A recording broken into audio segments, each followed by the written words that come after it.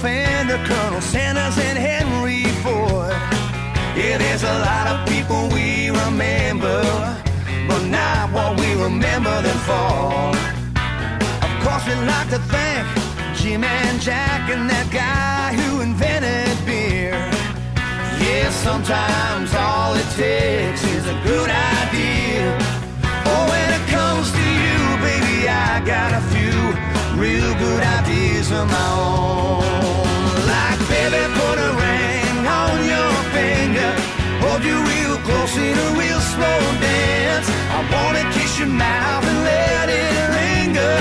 Live a little, baby, let's take a chance. Spend the rest of my life with you right here. Yeah, sometimes all it takes is a good idea.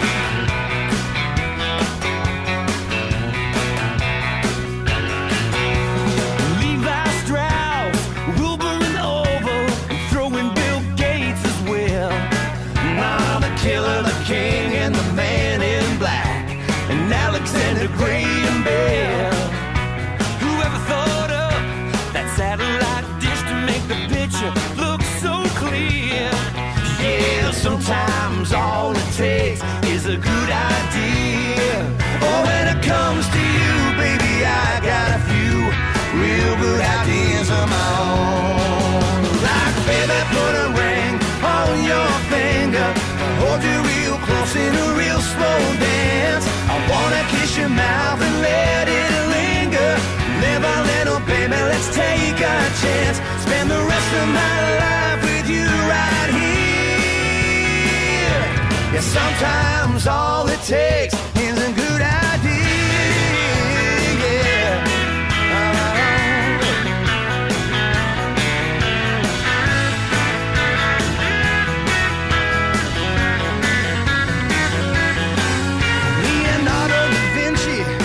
On Ferrari, Edison, Marconi, and Freud. Yeah, fast cars, pizza, poker, and pool, all the things that we enjoy.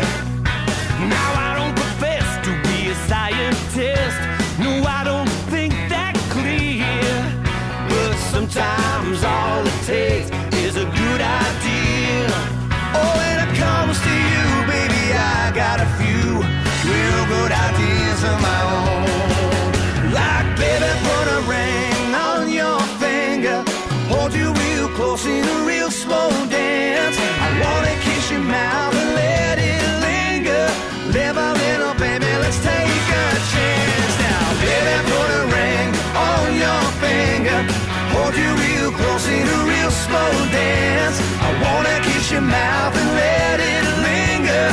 Live a little, baby, let's take a chance. Spend the rest of my life with you right here. Sometimes all it takes is a good idea. A good idea.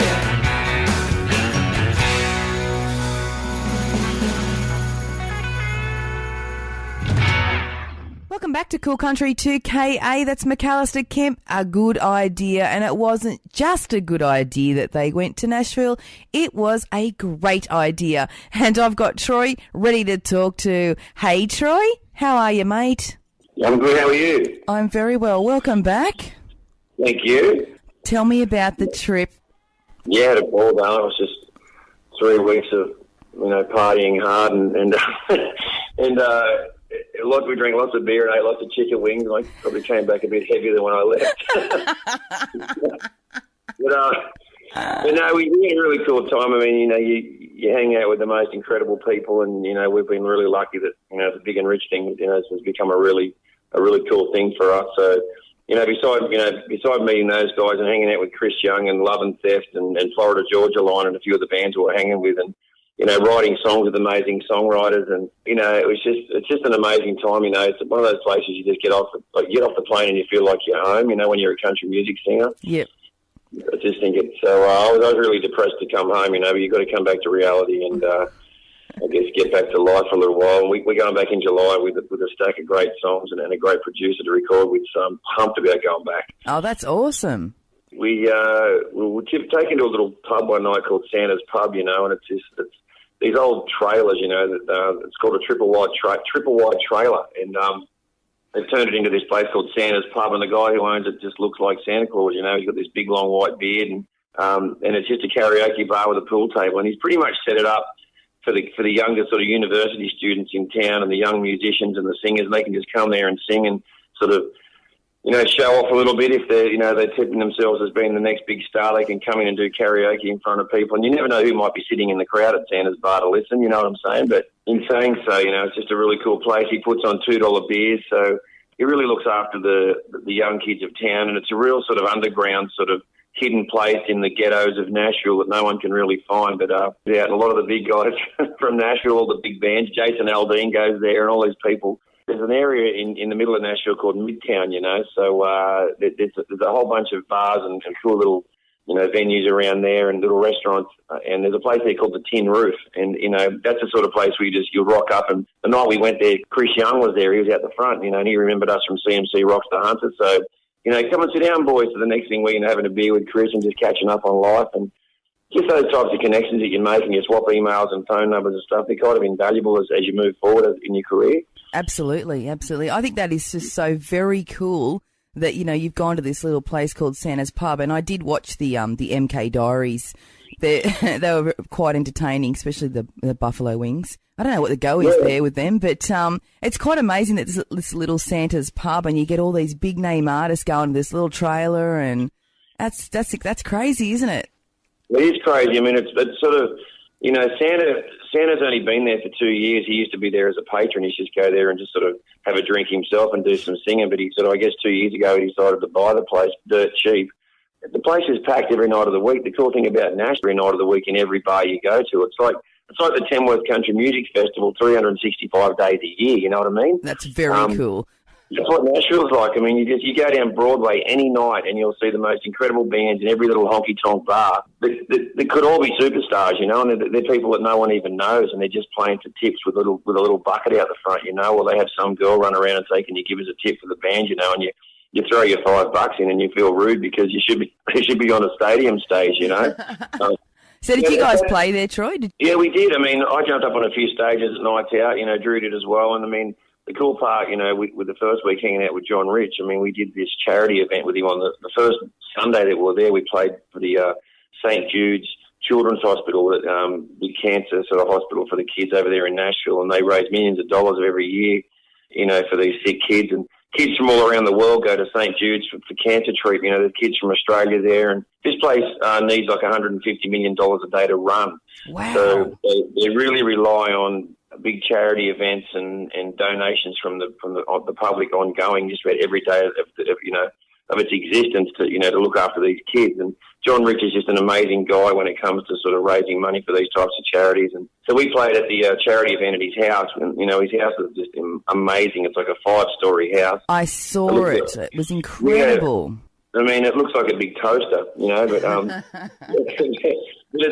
the roof there's grass and a pool, and I think they shot the video for Country Done Come to Town on the top of that roof, and they had Sebastian Bach there from Skid Row and Ted Nugent and a whole other bunch of big stars, but just to stand on that roof and think, wow, that's where they shot this video with all those people, and where we played in his house on level 3, I mean, he's got a bar set up, with a stage and a massive area for people to sit and a level up top like a mezzanine where people can look down on the stage as well. I mean, you're in a house and you feel like you're in some midtown cool bar, and it's actually John Rich's house. Just a bizarre thing that it was just us two there, but there was also a lot of radio people there, and unfortunately it wasn't sort of full of record company people and stuff like that. I mean, you'd have to go back to Nashville and have your own showcase gig to make that sort of thing happen. But just to be in that environment, everyone that was at the show at John's house loved it. I mean, when it was all said and done, you asked whether we played any gigs there. I mean, John's standing behind the bar and he goes, "Guys, everyone shush," We're like, what's he going to say? Because every time John speaks, it's pretty special, And he goes, "I just had a great idea. Why don't we get out the 66 Cadillac in my garage?" And he said, "We'll all get in." And he said, "We'll take McAlister Kemp down to the honky-tonk bars on Broadway, and we'll walk into every bar for 10 minutes, and you guys have got to get up on stage and play 2 songs, and then we're going to go to the next bar, and you can play 2 more songs, and the next bar, and you can play 2 more songs." In his Cadillac with his security guard named Six.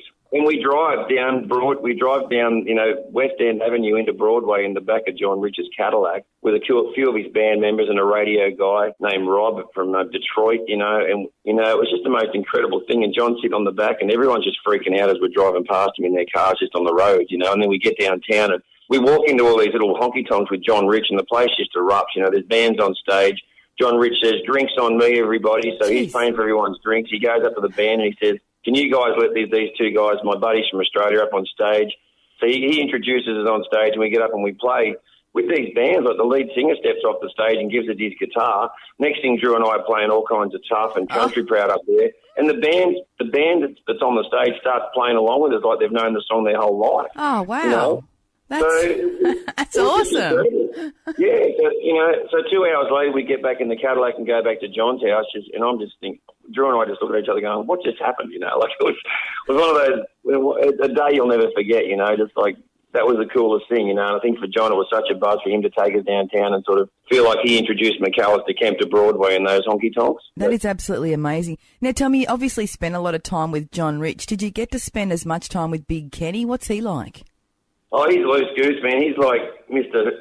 Peace, love and mung beans. He's he's all smiles and hugs, and he's a really cool guy. I mean, he wasn't around as much as John because it was at John's house. He came in for the charity event, and there was another event on the Thursday night that we went back and played at again, just another sort of big gala night he was having at his house. But Big Kenny had jumped on a plane to Italy with his family by then to go and have a holiday, so he wasn't around as much. And there was a plan to write a song with Big Kenny on the Friday that he got back, but things got busy for ourselves as well as him. I don't even know if he got back, but it didn't eventuate. But I mean, we've got friendships there with those guys that will be ongoing. We've got a good foundation for moving forward with Big and Rich, and I really think that some great stuff will happen with those guys and us down the track. There's talk of those guys coming out next year and doing an arena tour, which hopefully we'll get to be the opening act for. So little things like that are going to be great as we move forward.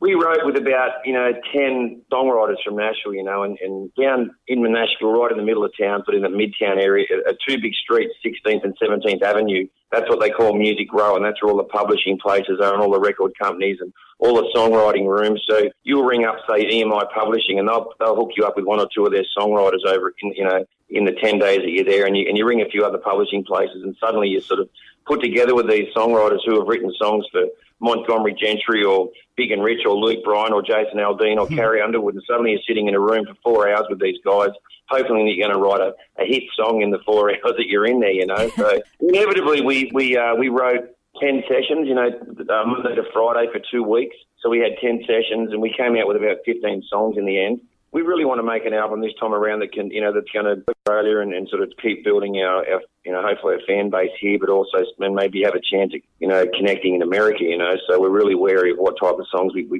put on our album this time, and really looking at what's happening in the American market and what type of song is sort of working in the American market. Where it's a little bit confusing actually because you look at songs like Cruise by Florida Georgia Line or Country Girl by Luke Bryan, and some of these songs, they're just more sort of fun, good time type of songs. They're not too heavy lyrically, We've sort of built a bit of a reputation on writing songs, core themes, family, hard work, blue collar type of stuff. So for us to sort of to do sort of those sort of feel good, sort of more fun, light-hearted sort of songs is a bit of a different direction to go. So we're really wary about how do we do both, so that everyone stays happy? How do we keep the Australian fans happy with where we're going, as well as sort of try and break it with a couple of songs in the States just to put our name on the board over there? So we've got a lot of decisions to make right now. And whilst we're there, we also had a lot of the publishing companies pitch us songs, just songs that were written by other guys. Oh, yeah, and they said maybe you guys might want to record this. So inevitably we ended up with 68 songs. We have to get down to 10. Yeah, so we sat in a room with our producer on the Saturday before we left, and we managed to get it down to like 25, and that was just like pulling teeth. It was horrible, because we just booted some amazing songs, Locally, and now we're sort of down to 25, trying to, still trying to decide which 15 more we get to boot out before we're happy with the final 10. So it's a really hard thing to do, and I mean it's nice to be in that position that you've got too many songs to choose from. Can't you keep some more like for a second album? Oh, yeah. I mean, I guess that's a cool part. I mean, they'll stay in a file somewhere and, the next 3 or 4 albums might be taken care of as well. But, sounds like it. Yeah, it's just an amazing time, So, I mean, aside from the fact that, we came home with a massive amount of songs. Our producer is a guy named Jeremy Stover, and Jeremy Stover's recorded, Jack Ingram and Justin Moore. He's having some big hits. He's had a few big number ones over the last few years with some big acts, and he does an amazing job with production. So we're really excited to work with him back there in July. He'll put an amazing band around the project so that these guys will be able to, they'll cut all the music for the album in 2 days. They'll do 5 songs in one day and 5 the next. And then we spend pretty much 18 days just doing vocals and overdubs, getting little guitar solos and stuff that are laid over the top, to finish off the album. And that's exciting. But, with the songs we came home with and having Jeremy there at the helm now and the friends that we've made over there and sort of some of the big stars that we've sort of been able to sort of hang out with due to things like CMC Rocks the Honey, those types of festivals that happen here open those types of doors that you can go to Nashville and have those and keep those friendships alive, which is really cool. And, hopefully we might even be able to drag a few of those guys in to do a duet with us on the record when we go back there, so that's very cool. Never know what's going to happen as we go forward. But right now we've sort of just got to concentrate on the next sort of 6 weeks. We've got a gig on the 22nd of June, I think, at the Musselbrook RSL Club. Then we shoot back to Nashville and come back at the end of July, and we've actually got a gig locally at the brewery, at Queen's Wharf Brewery back at Newcastle again on the 28th of July down in the car park. They're going to do it bigger this time. Oh, cool. And then you've got things like the Cruise and Country coming up and the Gimpy Muster and Mount Isa, and there's all these other things coming up as well, but they'll all be on the McAlisterKemp.com. So cool. I don't know if you know either, Troy, but they've just announced that the CMC North Queensland will host Alan Jackson this year as the headliner. Yeah. So I'm wondering whether you guys will get put on the bill for that, having already supported him before, perhaps. Oh, yeah, I'm hoping we do. I mean, we're a late addition to the CMC Rocks the Hunter. Let's pray that someone gets sick, hey?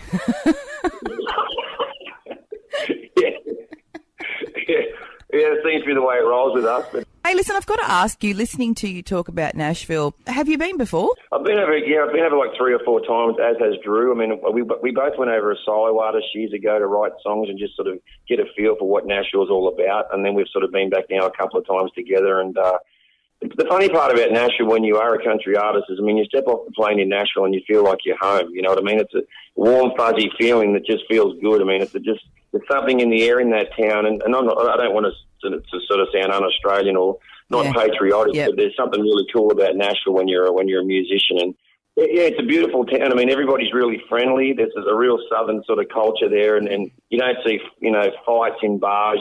Everyone seems to get along. There's real support for country music and any style of music that happens in Nashville. I mean, it's a beautiful town. I mean, it's green, it's lush, it's old and new combined, and as far as building and architecture. But it's very welcoming and good fun, and definitely a place that I think everyone that's a country music fan should go one day just to check out if they haven't done so already. Oh, that's cool. Tell me about the chicken wings. The chicken wings are just, something that Drew and I just can't get enough of, They're buffalo wings with the most incredible flavours and sauces and stuff you can get for them. And they're cheap, they're like 50 cents a wing. So for I don't know, $10 you get 20 wings, and the beers come out for like $2 and they're the size of a house, So, oh, that's awesome. And I don't usually drink beer, I'd rather a JD any day, Sure. But at $2 a pop, you just go, yeah, I'm going to be drinking beer on this trip. So, it was good fun, and I think we used this trip a bit more. It was a bit more of a party trip this time, obviously, because we were songwriting, we were hanging out, we're hanging out with Big and Rich, and we're just having a great time, and we just really immersed ourselves in the atmosphere of Nashville. But I think next time we go back, it'll be a bit more low key. Obviously, we're going to be singing for 2 or 3 weeks there, so I need good sleep when I'm about to sing all day the next day. I can't be out till midnight or 2 or 3 in the morning and expect to sing at 9 o'clock the next day. On my album. So I think next time around it's going to be a lot more low key and down to business. So really looking forward to it. Though we head off on the 28th of June and we get back around the 24th of July. So. Yeah, we also met with a big agent over there named Bobby Roberts, who really likes the band, and we've talked about going back next year during the American summer to do like 3 months of touring through the state, the state fairs and county fairs, and maybe even get out on the road with a couple of big acts as their opening spot. So that's kind of exciting as well.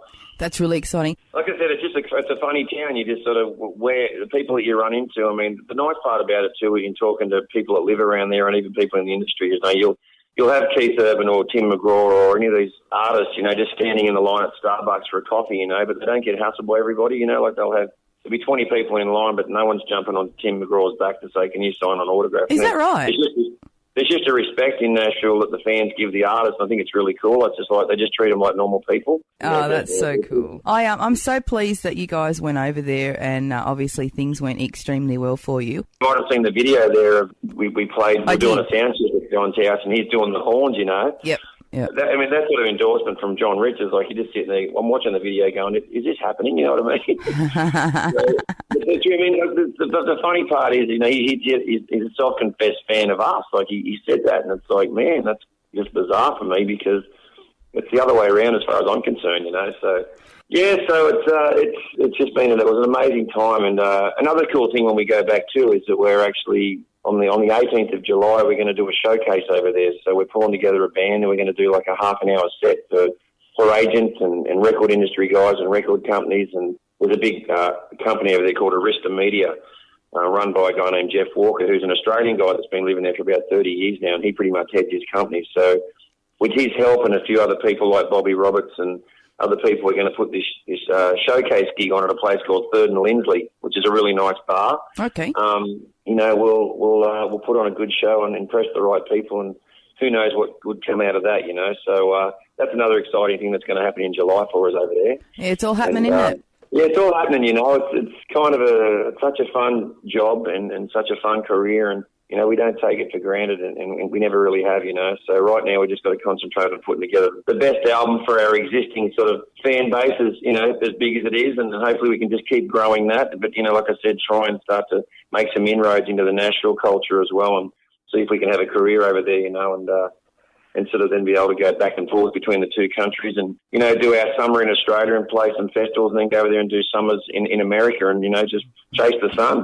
That's cool. I noticed on your Facebook page you have a lot of new fans now. So obviously when you did get up and play, even those 2 songs at each pub or whatever, you guys were very well received by the fans, so it looks. Yeah, it was amazing, Kylie. Like, we were just blown away, and that's just the country music fans in Nashville are just, I don't know, so into everything. I mean, I think for a start, you just step on stage with a guitar and they love you before you even make a noise, you know what I mean? It's kind of weird to a point. I mean, there's just so much support for anyone who's having a go.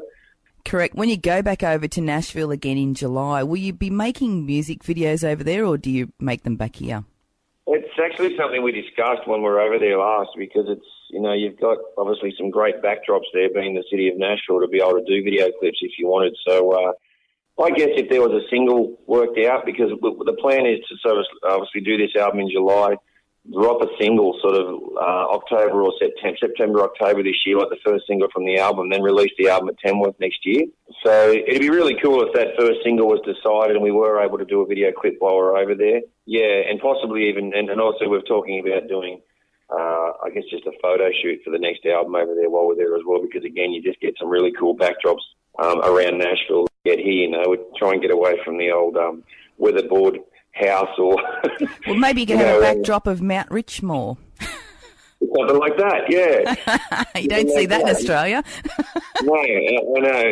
It's definitely cool. I mean, there's some amazing bridges around Nashville. There's some amazing buildings and stuff like that. So we'll try and find something that's cool, you know, that hasn't been done to death, because you've always got to be wary of that as well, and try and get some great shots for the next album. So yeah, it's really a really exciting time, and I pinch myself every day that I'm a part of this duo and get to live this life. It's really good. It's really paying off, and it lets me have a life that, you know, is fun and enjoyable. And at the end of the day, first and foremost for me is, if it wasn't fun, I wouldn't do it, you know. Yep. All right, I better let you get going, and yeah, cool. It's always good to talk to you. Too easy, sweetheart. We'll catch up soon. Yeah, we will. Okay, thanks, darling. Take care. Thanks, darling. All right, bye. There he goes, Troy Kemp from McAlister Kemp. And as we've just heard, they have had a spectacular time in Nashville and heading back there next month again to actually record a new album. So congratulations, guys. You definitely are on a winner. And, yeah, we wish them all the best.